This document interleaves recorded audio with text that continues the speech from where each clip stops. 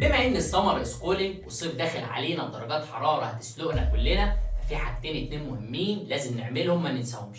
اولا اننا نحط ميه للطيور والحيوانات في الشارع علشان ما تموتش من العطش.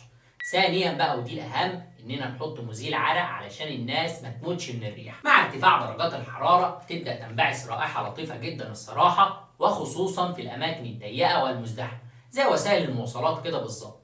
وده بيحصل لان مع ارتفاع درجات الحراره بيبدا الجسم انه يقلل نشاط الجهاز البولي ويزود نشاط الغدد العرقيه، فبيزيد افراز العرق من الجسم كمحاوله لتقليل درجه حراره الجسم الداخليه وكمان ترطيب الجسم. وده عكس اللي بيحصل تماما في فصل الشتاء. وانا مش عايز اصدمك واقول لك ان العرق ذات نفسه ملوش ريحه نفاذه او كريهه، بدليل انك لو جيت بعد ممارسه اي نشاط رياضي مباشره هتلاقي جسمك ملوش اي ريحه غريبه مع انك بتكون غرقان في ميتك.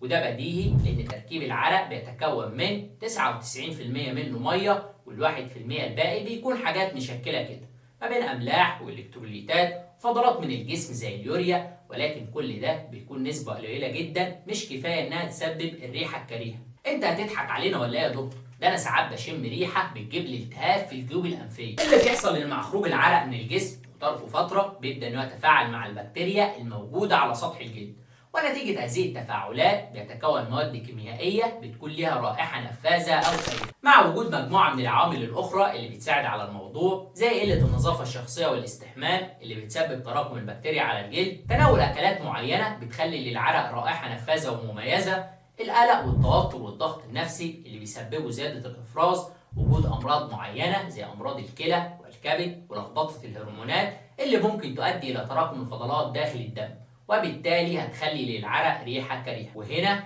بيجي دور المنقذ بتاعنا مزيل العرق. ولو معتقد ان مزيل العرق ده ابتكار عصري وحديث، خلينا اعرفك ان الموضوع بادئ من زمان جدا، من ايام اجدادنا القدماء المصريين اللي كانوا بيعتمدوا على مواد مختلفه زي خليط ما بين النشا والليمون وكمان الزيوت العطريه علشان يقتلوا البكتيريا ويتخلصوا من الرائحه الكريهه. وعشان تعرف بقى مزيل العرق بيشتغل ازاي، لازم تكون عارف وفاهم كويس ان في منه نوعين اتنين. النوع الاول هو مزيل العرق او الديودر، وده بيعمل على قتل البكتيريا في اماكن التعرق، وبالتالي يخرج العرق عشان يتفاعل مع البكتيريا ما يلاقيهاش، وبكده نكون بنتخلص من الريحه الكريهه.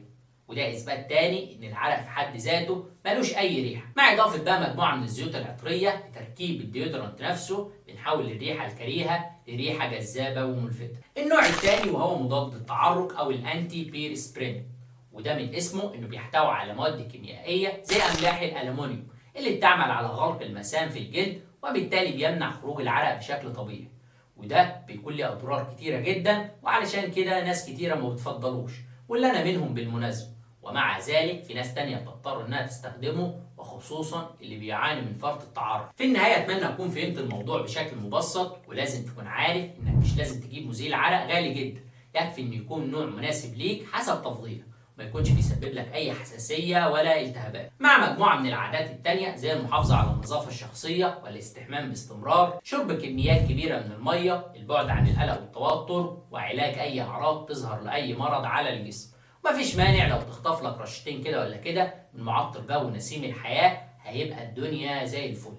انا دكتور مصطفى فرحانه، ما تنساش اللايك والفولو عشان تشوف الفيديوهات الجايه. دكتور بيست، دكتورك المفضل.